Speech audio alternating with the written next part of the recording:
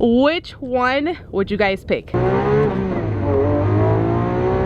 You sold the McLaren 765 and you got this. Why? Hey everyone, welcome back to my channel. So today's video, we are on our way to go pick up my friend's new car. His new supercar is a Lamborghini SVJ. So this is Corey we're talking about.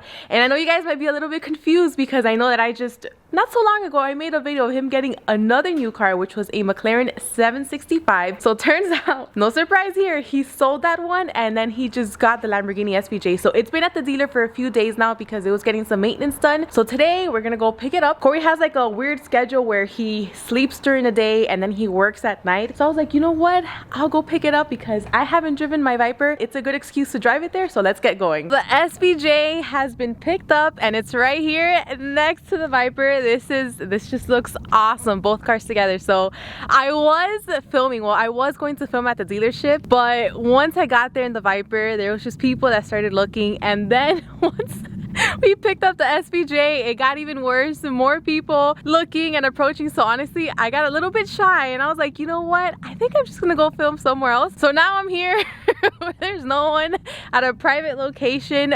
But you know what? I was like, now that I have it here, I want to drive it. I was going to drive it on the way back from the dealership, but I was like, I want more time in my Viper. So now that I got more time in the Viper, I'm like, I want to drive the SVJ. But before we do that, now that it's here, you know what? Let me just give you a quick walk around, show you the exterior, the interior, and then I'll go drop off the Viper at my house and then we can drive in the SVJ and see how it feels. Before I give you this quick walk around of the SVJ, I first want to show you the wheels. Now, this car is completely stock. So this is exactly how it comes. So now the wheel setup for the SVJ is 20 and 21 at the rear.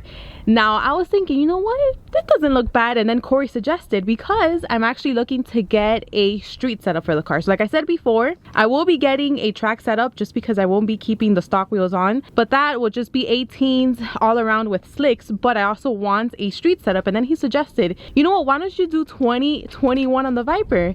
Like all of his cars, all of his previous exotics, he always gets aftermarket wheels, for the exception of this one that already comes like that. But all of the other ones, he always gets aftermarket wheels with the 20, 21. And I was like, you know what, looking at it, what do you guys think? I don't think it's a bad idea, at least for the street setup. I think it's going to look really nice. But let me just show you this view because like I said, this is absolutely beautiful.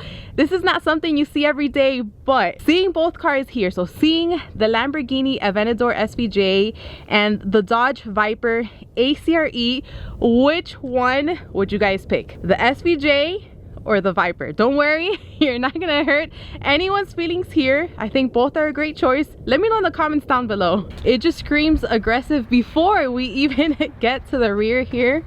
I mean, I like the color. Let's start off with that. This color is, honestly, I don't know the name, but it reminds me a lot of the grabber blue that comes with the Mustang. It's not exactly the same. This one is a little bit darker, but it is amazing. At least to me, this is something that I would choose. Now, this color with these gold wheels is just amazing. It screams loud. This is what I think when you have an exotic car, you need to get a loud car like this, which honestly, I was a little bit surprised when Corey picked this car because he's more of a black, white, or gray car color kind of guy. So this one, I was like, that's really going out of his comfort zone, but I think he made an excellent choice. Now here, I just want to show you up close. Not sure if you can see that it is extremely flaky. You can see all that. It almost looks like sparkles here under the sun.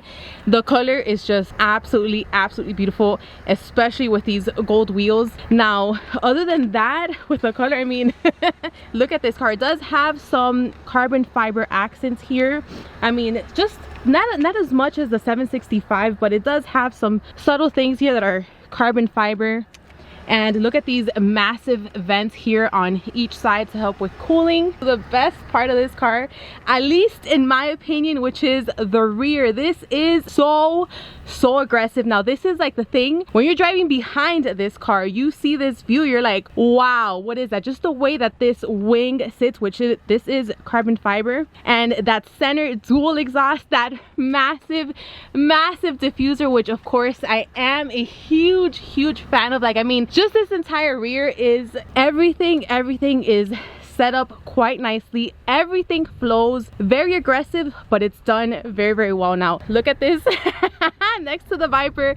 Again, just such a wonderful and beautiful view. But now that we saw the exterior, let's move on to the interior. So another thing that I love about this car is that, let's open the doors.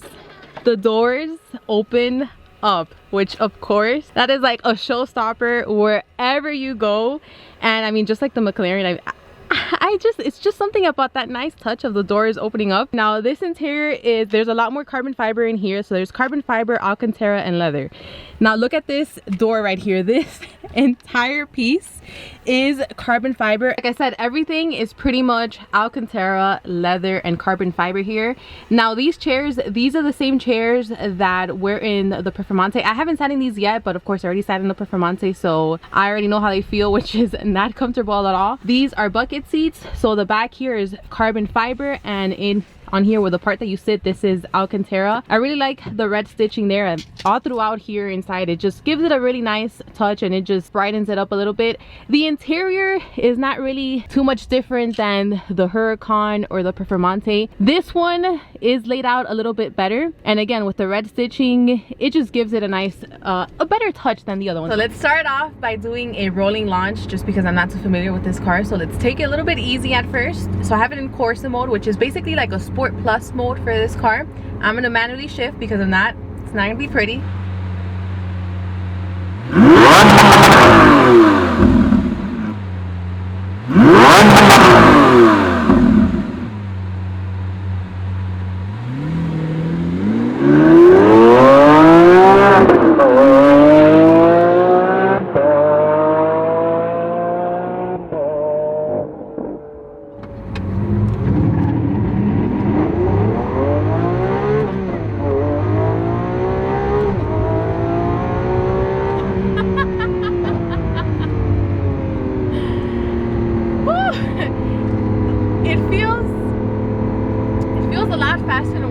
Than what I expected it to for some reason, but those shifts, they're just not the best.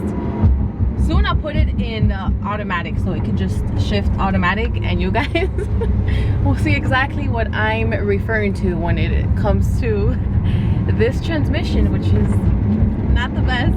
Okay, let's just do a little roll right here.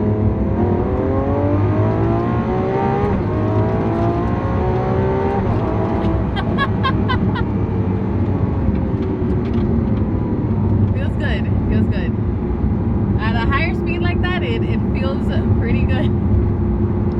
You know, one thing I have to say about this car, when I get in it, I almost feel like I'm in a race car, because it kind of gives you those vibes. I know a race car doesn't look exactly like this, but I feel like when they were designing the interior, they kind of had that in mind, just because I get the little screen here with the RPMs, which I'm pretty sure you can change that if you want. Just all the buttons here, which is for everything, for the windows, for hazards, for the radio, but it kind of just gives you that feel of a race car. And like the start button is right there, even for reverse or just putting it in parking mode, like it's just a simple button, which I think that's pretty cool. Let's just hear some downshifts, because one thing I love about this car is just the way it sounds. You hear that? It sounds so good.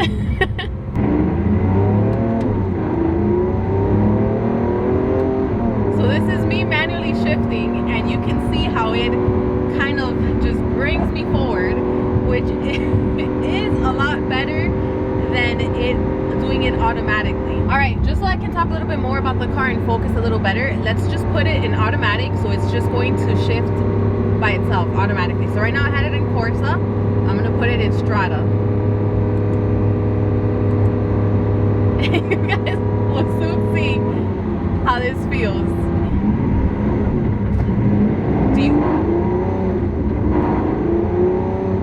That's it shifting automatically. So this is a single clutch transmission, and it almost feels like when someone first starts learning how to drive manual, how you just stay, you release that clutch and you just stay on it for a little bit too long, and so it kind of jerks you like that. But at the same time, it almost feels like I'm accelerating, but I'm also putting the parking brake up every single time, so it's kind of like counteracting it. Honestly, it's horrible. I'm gonna go ahead and say it. It is horrible. Just getting in this car, I would have been like, what is wrong with it? And I mean, you read about it and you see videos about it, but it's different once you're actually in the car and you realize this isn't really a pleasant experience when it comes to the transmission. So that's exactly why I was driving it in Corsa, because it's still not the best, but it is a lot better than this feeling right here. I understand why Lamborghini did this with the single clutch, just because it is lighter, and the dual clutch, it's just too big to fit. Like, I really like the interior. The car doesn't feel bad whatsoever. When it comes to how the car feels overall, when it comes to suspension, it feels pretty smooth. You do feel the road, but overall I'd say it's smooth. It is doable, and it's very comfortable, whether it is on Strada or Corsa. I mean, mind you, I say comfortable compared to my cars, the ZLE, with all the upgraded suspension I did, at least for all the arms at the rear, with the Viper ACRE. So I'm comparing it to that. So it is pretty comfortable. I mean, it's pretty smooth, it's pretty responsive. Now, something else about this car that is very familiar to me, having driven already the Huracan and the Performante, which is pretty much the same car, is the lack of visibility, which is something I've never liked, and it's not for me. I really like how these windows here are pretty big. You can see, at least from the left to right. The front here, again, I don't know if you guys remember this, but it reminds me of like a pancake. That's what this car reminds me of, just how flat it is. The rear, you pretty much can't see anything, just because of the louvers that it has there at the trunk, and you can barely see the wing. But when it comes to visibility, no. Okay, so let's do a quick little pull here, and let's also test the brakes. This has carbon ceramics on all fours, so let's see how they work.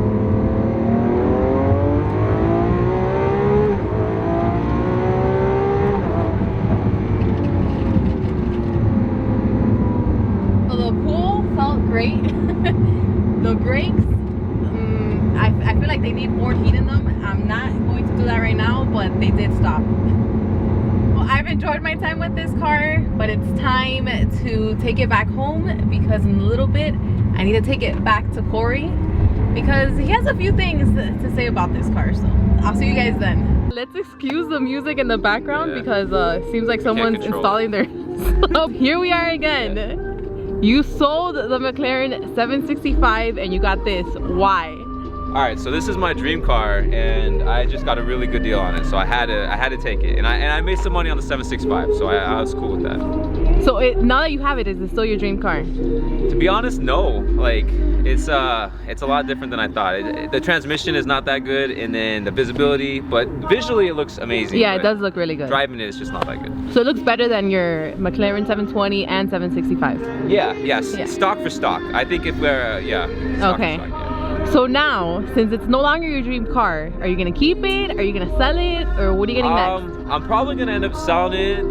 So I have a guy that's really interested in it. He wants to pay a little bit more than I paid, so make some money on it, drive it for free. So yeah. Okay, so what's next? Are you gonna go back to the 765 or? So I was thinking about going to 765, but I'm probably just gonna do a 720 because they're very similar. Those two cars to me were, the $200,000 plus difference wasn't a big difference to me, so I'll probably do 720 and just mod it out. I agree. Yeah, 720 is a good choice. That's one of your two best cars that you've had. Thank you. Yeah, I love that car. I know that I did probably a lot of bad mouthing about this car when I was driving it in the D drives, but I mean, when I do these D drives, I'm just being honest. I'm just giving you my experience of what the car feels to me when I drive it. And I mean, at the end of the day, the Lamborghini Aventador SVJ, yes, it has the name, it has the status, it has the looks, hands down. It has the looks, it has the interior, but when you drive it, that single clutch is just, it's not what you expect. It was underwhelming.